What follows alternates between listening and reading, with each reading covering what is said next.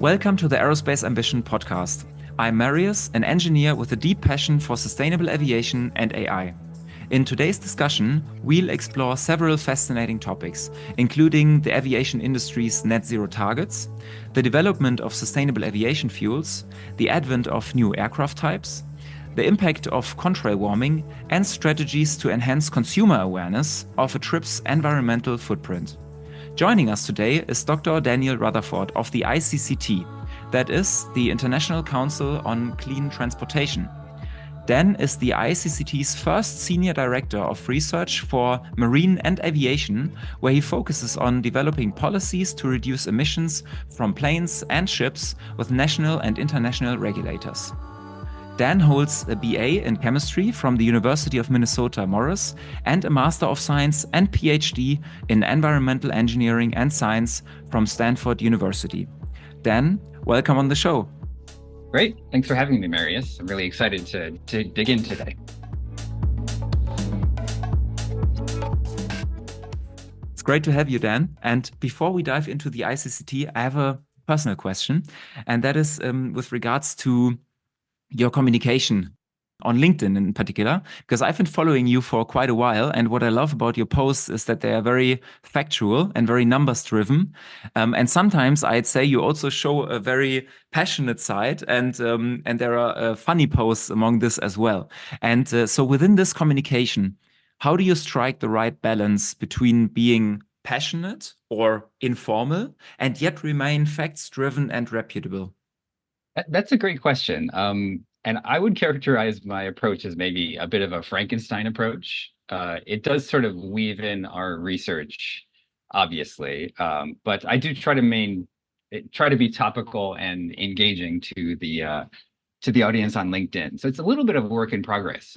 I was actually quite active on Twitter for a number of years, but then quit the platform due to the current ownership. So I think part of what you're seeing is as a mashup of like a classic LinkedIn approach, and then some tools that I brought in from Twitter.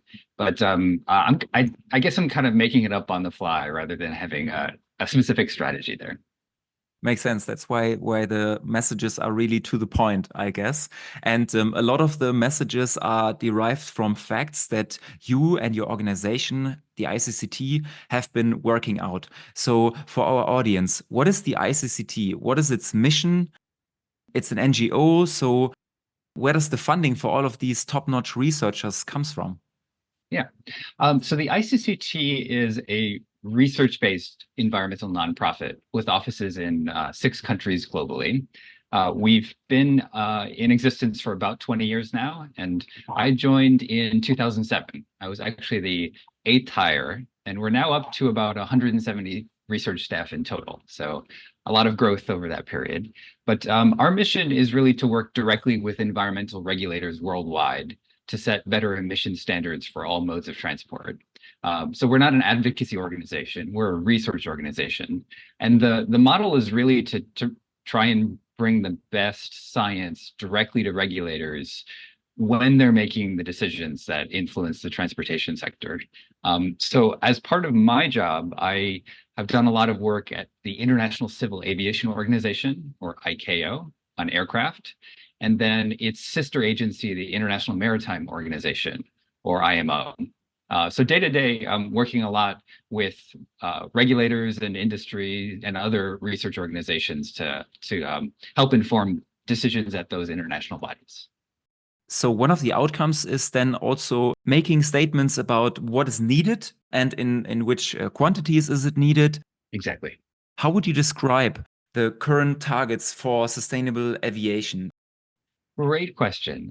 So as you know, in 2022, the UN, or ICAO, agreed to a net zero carbon dioxide goal in 2050. It covers just carbon dioxide, so it does not cover the non-CO2 climate impacts of aviation like contrails. It also does not include any interim targets, so there are no requirements or even aspirational targets for 2030 or 2040 to make sure that we are, sticking to a net zero decarbonization pathway by 2050.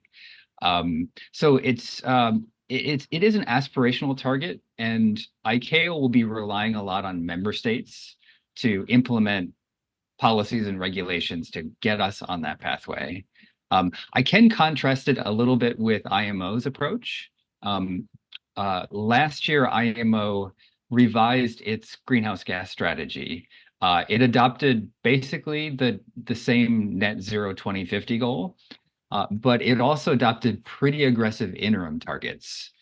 So IMO's goal is to reduce greenhouse gases from international shipping by 20 to 30% in 2030 and 70 to 80% by 2040 relative to 2008 levels. And those targets will go a long way to making sure that shipping does meet its 2050 net zero target. And unfortunately, those goals are lacking in aviation. So I suppose that this increases the risk of not meeting the goals, right? If you only set it for 2050, how would you describe this risk, and where do we stand actually right now? Yeah, great question. Definitely increases the risk that we miss the 2050 target. There have been a variety of technology roadmaps that have been put out. You're probably familiar with some of them.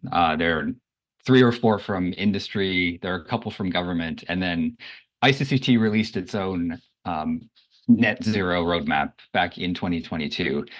The recurring theme of those roadmaps is that we need to peak emissions this decade in order to put us on a pathway to net zero by 2050. So that's really the challenge. And unfortunately, there's very little evidence that we're going to do that.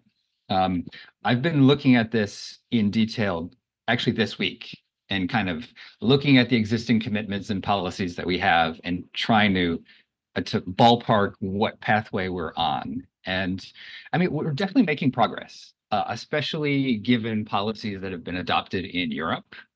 Talking here about Refuel EU with the SAF mandate, EU ETS requirements, and then also some of these monitoring, reporting, and verification requirements for contrails. So that's good to see.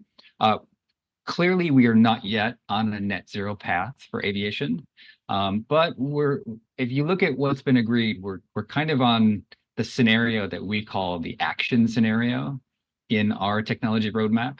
So, definitely cutting emissions below BAU, but it still looks like we're on a path to consume all of a 2-degree carbon budget for aviation by 2050 and not yet net zero.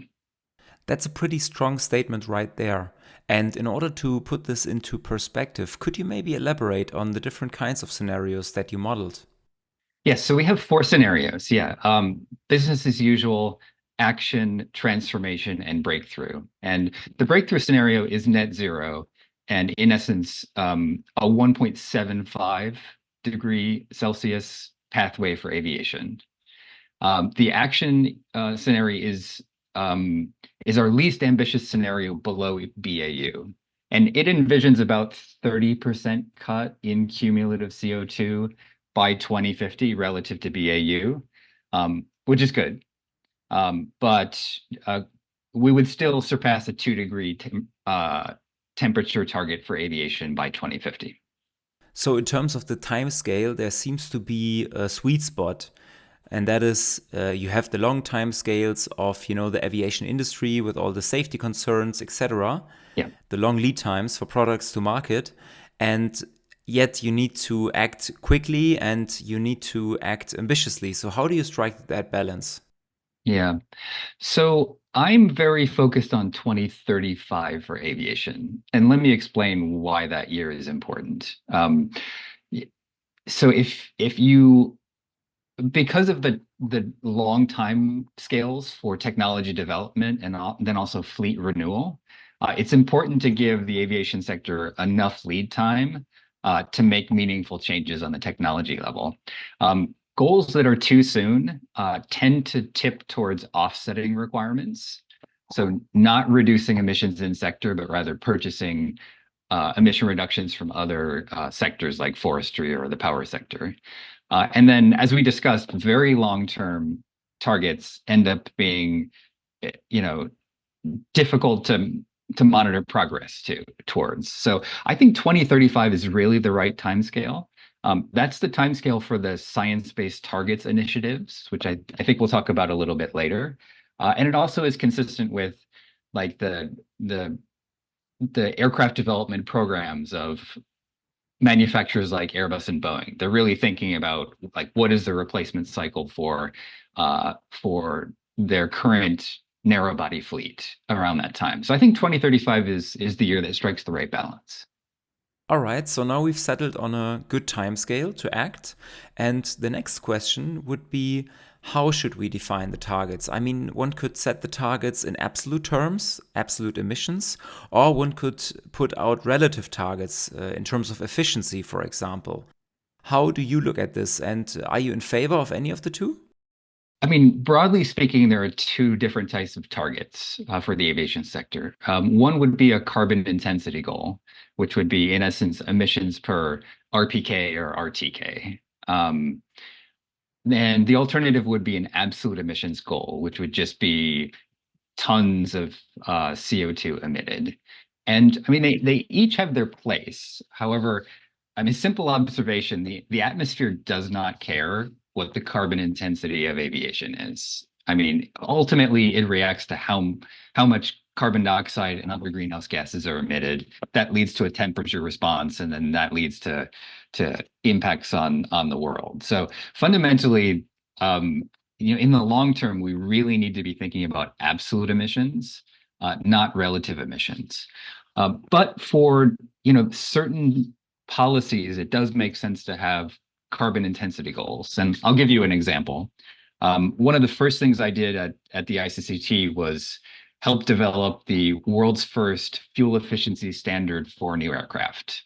That was agreed at ICAO in 2016. You may hear it referred to as the CO2 standard. We use the terms interchangeably, fuel efficiency and CO2, since they're directly related. So I helped develop that, and that's an example of a policy that it makes complete sense to have it expressed in terms of carbon intensity of the flights, because the manufacturers themselves are not in charge of how many flights are taken a given year. They can only look at the technology that they put on their planes. But fundamentally, like the industry needs to absolutely reduce emissions. That's an absolute target. But for certain technology targets or regulations, we will need to use a carbon intensity metric in order to measure progress. You've mentioned the Refuel EU mandate, which was great news for the industry and the region. However, when you look at the concrete and confirmed investments into the SAF infrastructure needed for those numbers, we are massively lagging behind. It's only a fraction that is currently confirmed. So, with that lack of investment in mind, can we already see that we are not going to meet those goals? If you look at the long history of uh, voluntary targets from airlines, and especially targets for sustainable aviation fuel deployment, it's a pretty grim story. Like when I first started this work back in 2008, the first goal from airlines for SAFs was to have 10% penetration by 2017. You'll immediately recognize that that did not happen. If you go back to 2017, we had, I think, less than 0.01%. So they were off by a factor of 3 or 4. And over time, the voluntary goals for SAFs from airlines actually went down. They went from 10% in 2017 to 6% in 2020, and then down to 2% in 2025. And that's unfortunate. At the same time, we do have Refuel EU now, which has adopted an escalating mandate. Not surprisingly, not coincidentally, 2% in 2025, 6% in 2030, and then all the way up to 70% SAFs by 2050. So we're really in a transition period from voluntary targets that did not work towards mandates that we are hopeful will work.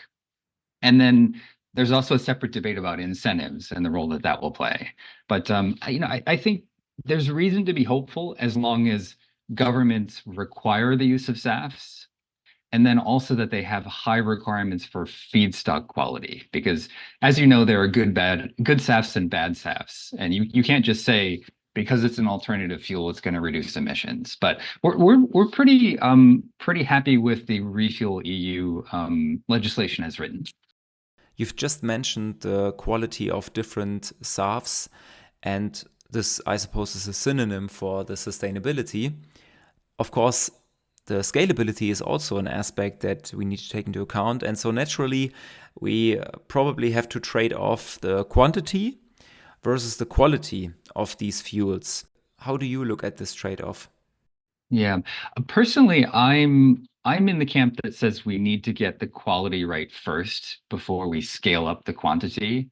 And I think that's particularly important when we're talking about subsidies and direct government support, because there's no real reason that governments and taxpayers should be paying for low quality SAFs. That's just wasted money, in my opinion.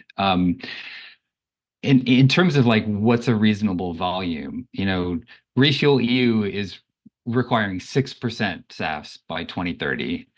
And a comparable aspirational target has been adopted at the global level by ICAO at this recent conference in Dubai last year. So definitely 6% by 2030 seems achievable to us. And then there's a big jump, right? What you need in 2035, which we think is probably the transition point, especially to e-fuels or hydrogen. We think that that will be necessary in the 2035 timeframe. But yes, to summarize, if I had to choose one, quantity or quality for SAFs, I would definitely choose the quality. So we need high quality SAF, which will be the major building block of reaching net zero. But of course, there are also other building blocks. And part of the building blocks are new technologies, and new technologies such as hydrogen or electric aircraft. And now I'm wondering, when we try to make those predictions, surely we can also look into the OEMs and think about, well, what are the sales numbers they're actually planning with? And can we make any conclusion then back to whether our prediction is accurate or not? Yeah. This is a great question. When we're talking about SAF requirements, we're really talking about what the airlines need to purchase and what the fuel producers need to sell. So anytime you hear like an announcement from a manufacturer about supporting for like SAF goals, you should be a little bit skeptical about that, because fundamentally that's passing the ball.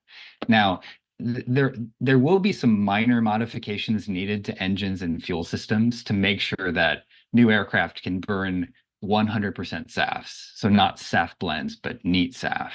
But bluntly, those are minor modifications. They're not major commitments on the part of manufacturers. So we really need to make sure that the manufacturers also are contributing to our decarbonization goal.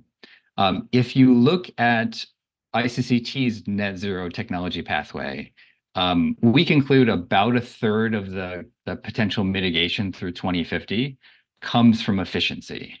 And that's a combination of technical efficiency from the new aircraft and then also operational efficiency from strategies that airlines can deploy. And then we have about 5% of the mitigation in our breakthrough scenario is from zero emission planes, powered mostly by hydrogen with a little sliver for electrification. It's a mixed bag here. We at the ICCT do not have very high expectations for electric aircraft because of the energy density challenges of batteries. So probably well less than 2% of all traffic through 2050, we think could be addressable by electric aircraft. It's mostly sort of commuter aircraft, very short flights. Hydrogen is an interesting case. You're probably aware we have two technologies here potentially: fuel cell hydrogen aircraft and then combustion hydrogen aircraft. Airbus, as a major manufacturer, has said that they're going to try and put a hydrogen aircraft in service by 2035. There are also a couple of very interesting hydrogen startups, including Zero Avia and Universal Hydrogen, that are pushing forward with fuel cell demonstration projects. So that's really interesting. But in balance, even Airbus is looking at, it looks like they're prioritizing the fuel cell smaller aircraft and getting less bullish on the larger liquid hydrogen combustion aircraft, which is a little bit concerning because that's the aircraft type that our analysis suggests could meet around a third of passenger demand in 2050. So the push there is also to the small side and the shorter flights, which is a little bit concerning. Um, if you if you look at the delivery projections from Boeing and Airbus, like collectively, they're projecting somewhere around 40,000 new aircraft to be delivered over the next 20-year period.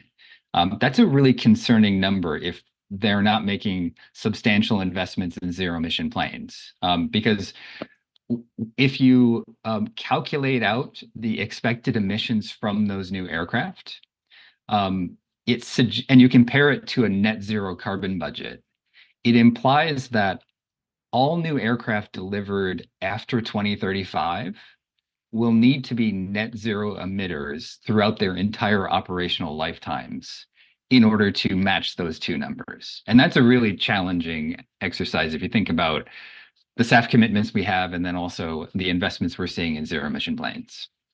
Now, your planning would ideally go until 2030, or the goal setting we discussed earlier. There are the other topics that are being discussed right now that could even make an impact in this decade. And that is the topic of contrail management that has been extensively discussed on this podcast already. And this leads me to, it's a tradition in this podcast where we pass on a question from the previous guest to the next guest. And the previous guest was Adam Durant. Oh, great. From Satavia. Mhm. And he made the point that, or he underlined that usually the argument is the science is not good enough yet. And a lot of that statement is directed at the skill of weather forecast. His question addressed to you was, how good do they have to be? What is good enough for these weather models and the prediction? And how far are we? Yeah, it's a great question. I know you've had a number of contrail experts on this podcast, including Adam. So I'm not going to try and fake my way through that. I'm an environmental engineer by training. I'm not going to pretend to be an atmospheric scientist. But I do have some thoughts on this. The first observation is that predicting is hard, especially for the future. That's that's a Yogi Berra quote from here in the United States. So this is especially hard for contrails, right? Because we're thinking about this from the consumer information aspect first and foremost. Is you're buying a ticket, you want to know what the climate impact of that flight is. How would you provide that information given that the flight is happening like 3 months from now on average?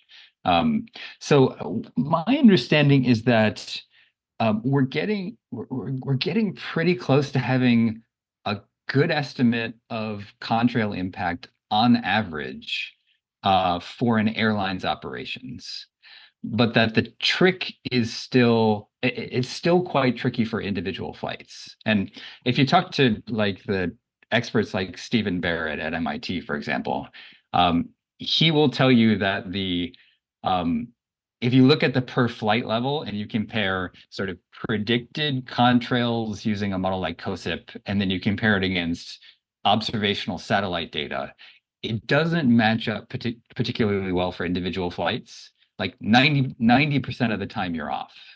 There's like a 50% false positive rate and a 40% false negative rate for individual flights. So that makes kind of the prediction and accounting for individual flights very difficult. But that's not to say that you can't do that at the level of routes and airlines. And then over time, once you have a baseline, start to reward airlines that on average reduce their contrail climate impacts through like rerouting. I think that's the direction that we're headed here. But the idea, I think, of having like a CO2 equivalent value for individual flights and then reporting that along with CO2 or directly charging for it, I think we're not there yet. But in terms of calculating the average climate impact for airlines and then providing incentives for them and eventually regulation to reduce that average impact, I think is much closer. But I mean, the public policy question here is what is the correct level of regulation or concentration? And like the EU is trying to figure this out right now. There's a deadline for later this year to have a monitoring, reporting, and verification system in place. And I think actually within the requirement, it talks about per flight MRV, which is much harder than, say, per airline MRV, or like the aviation sector's overall MRV. So that's kind of a question that's front and center for the scientists right now. But I think per airline reporting and verification and eventually incentives and regulation, I think that's near term. I'll let the scientists figure out sort of per flight MRV. That seems much trickier to me. Okay, it's definitely going to be an exciting year. Another point that usually comes up here is with regards to the certainty that we have. One could say, well, it's a number, but then the conclusion that you as a human being take from that number seems to be different. So within the science community, there are strong voices in, let's say, both directions, and direction being we should act now at scale, or we should, improve the science. Now, since you're working in the field of providing data, providing a basis to make smart decisions, what do you think about papers who stress uncertainty in general? Are they helping us because it's another paper, it's more insights, or are they rather hindering to continue a discussion? There's a long history here, right? We have had scientific papers stressing the uncertainty of sort of contrail science for decades. So I guess I would view another paper citing the same uncertainty bounds again as not particularly useful. Um, I've also heard the position that CO2 is permanent and non-CO2 climate impacts are very temporary. So we should not trade off even 1 ton of CO2 with millions of tons of non-CO2 climate abatement. And I do not understand that argument. That is an extreme argument that I think is more of a philosophical one than a scientific one. So yes, I guess I'm, again, not being an expert myself. I am comfortable with a certain level of uncertainty in the science. And again, making sure that we have policies that on average motivate airlines to mitigate contrails, even if there's a, very small fuel burn penalty. I'm comfortable with that, and I hope that's the direction that we go. Well, what we can certainly say is that you're trying to enable the customer to have transparent decisions and to place bookings with the knowledge of the environmental footprint of that booking. So this leads to the topic of the travel impact model. So the travel impact model has been developed by Google as a way to provide emissions estimates to consumers per ticket at the point of booking.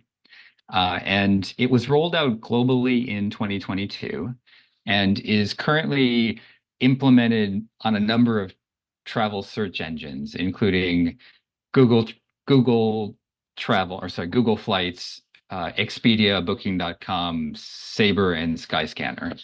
So it's an open source model that Google has developed that is increasingly being used by various booking platforms to help inform consumer behavior.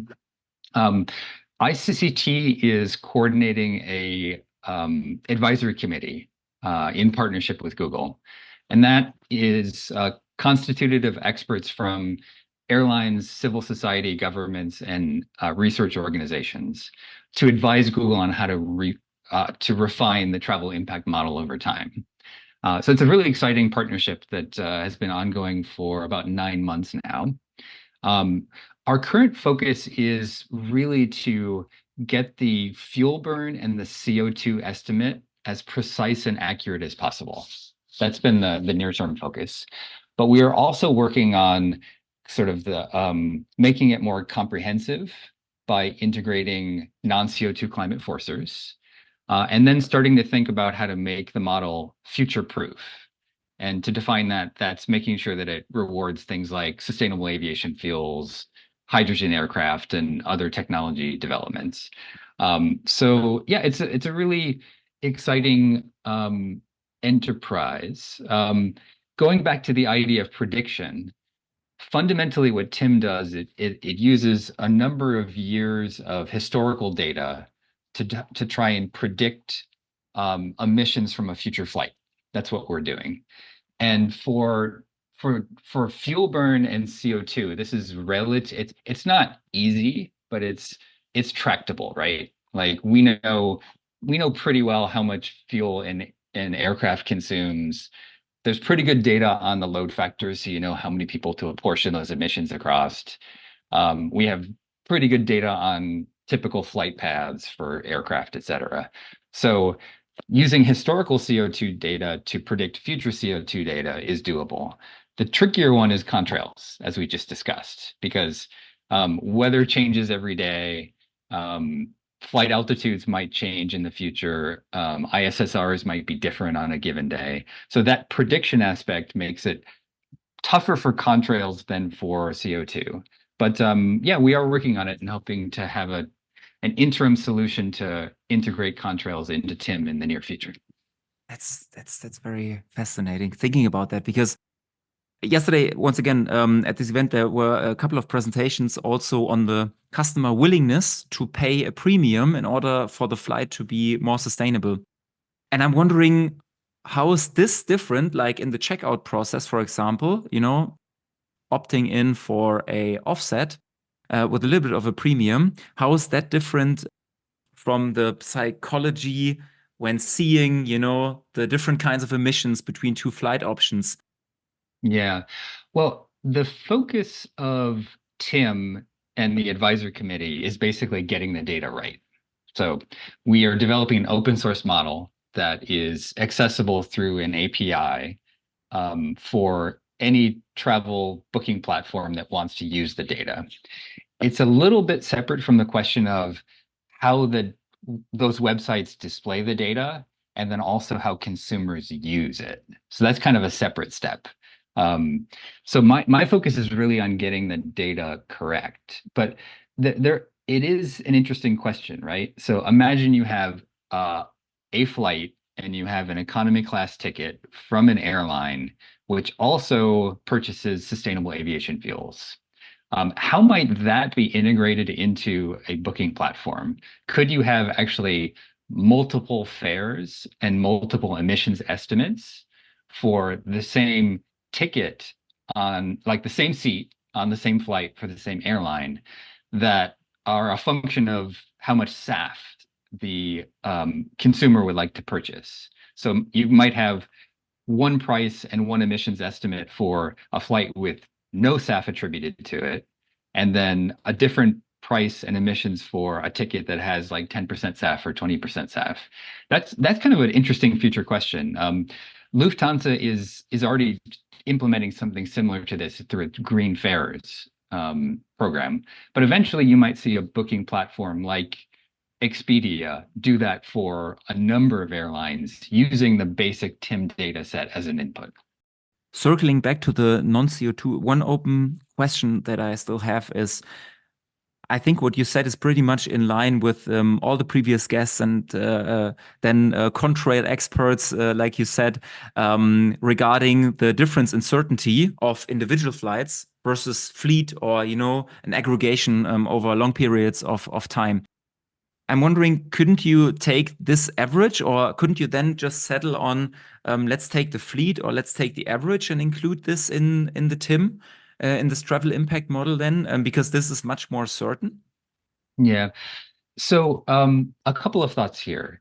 The first is that if you use like the highest level average, for example, a global multiplier of 2 for contrails, and you apply it to all airlines and all flights in an emissions model, what it ends up doing is just ends up scaling the emissions.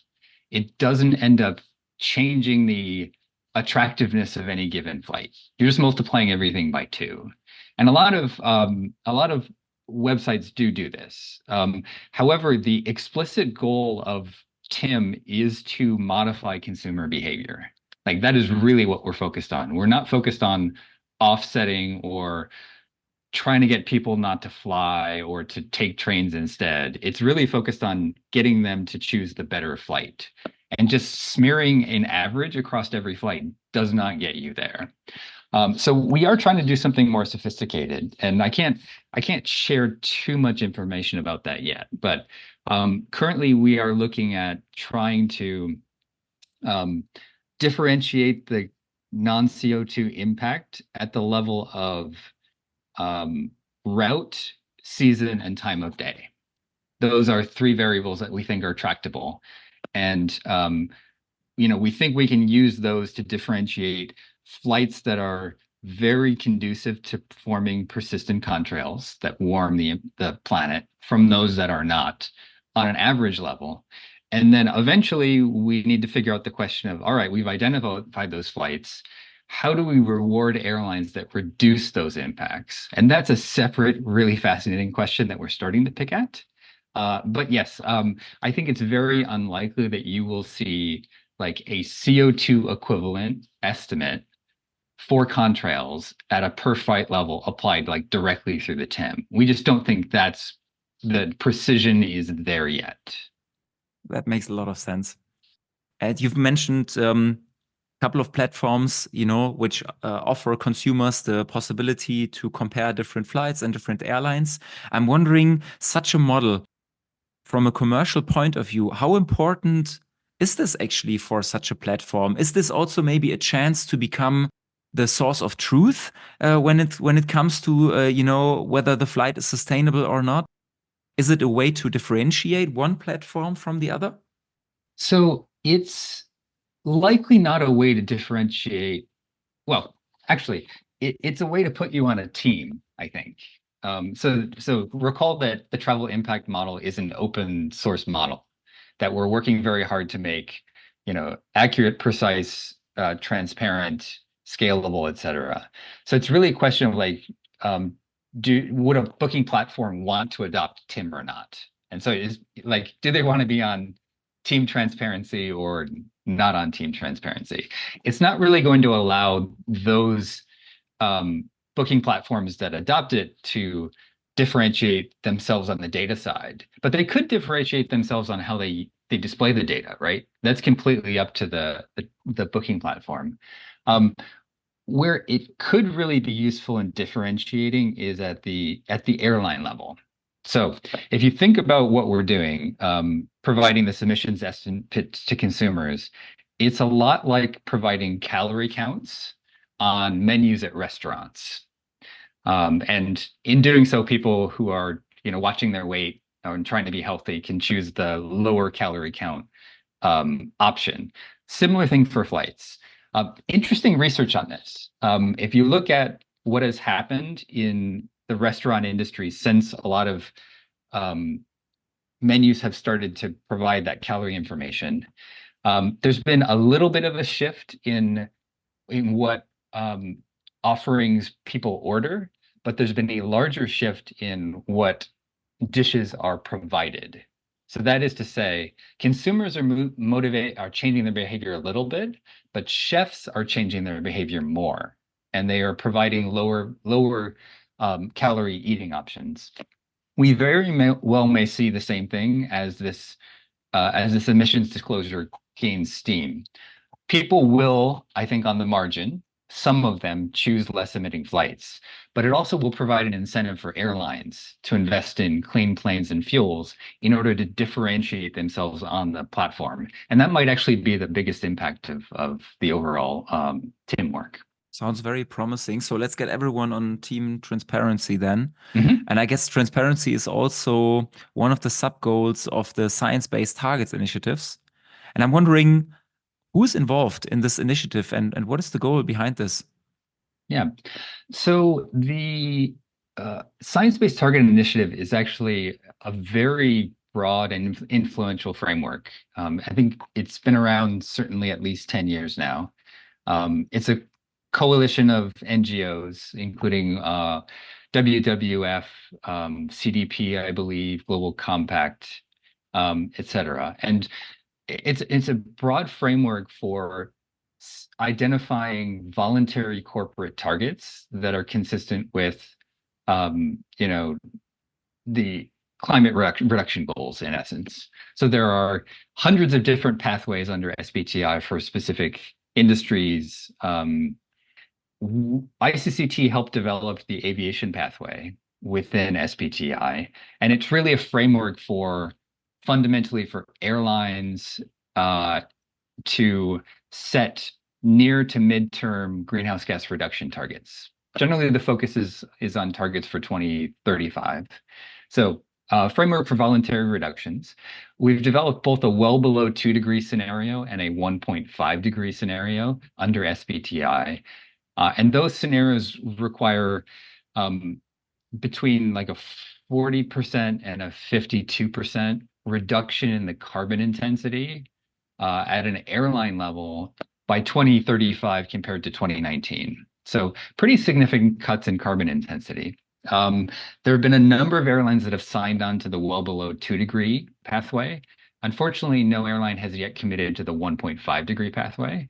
We might see one this year, but yeah, again, it's good in that it's a 2035 sort of midterm target, similar to what we discussed earlier in the podcast, but it is a carbon intensity target. So you can imagine a future where an airline meets its carbon intensity target, but grows so fast that emissions don't get cut proportionately. And so there will potentially there's a gap between SBTI and what we needed for the atmosphere itself.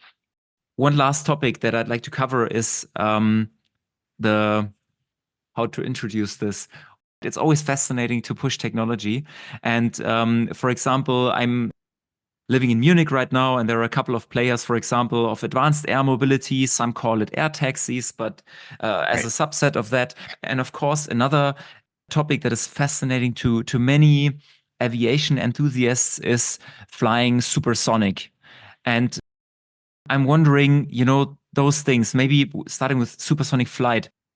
What is the promise behind that? Well, the promises are sky high here. No pun intended. There are a number of startups now that are working to develop new supersonic designs. I mean, Boom Supersonic certainly. Aerion, which is now out of business, was focused on business jets, and there's Spike, and then there are a number of actual developers of hypersonic aircraft now, which are even faster. I mean, a number of the supersonics are making pretty wild claims about both their potential market share and then also especially their sustainability. So as an engineer, the faster you go, the more energy you consume, full stop. There are also limitations to the efficiency of the engines that you can use for supersonic aircraft. Because super cruise, you need to reduce the drag. You need to keep the fan diameter pretty limited, and that has a fuel efficiency penalty. The aircraft themselves can't be too large because the sonic boom gets very, very problematic.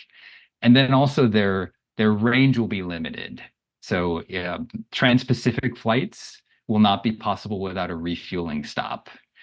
And you put kind of all of these factors together, and the best science suggests that like a 70-seat supersonic aircraft is going to burn somewhere in the range of 7 to 9 times more fuel per seat than a subsonic comparator. So That's really concerning from an environmental perspective because of our climate ambitions.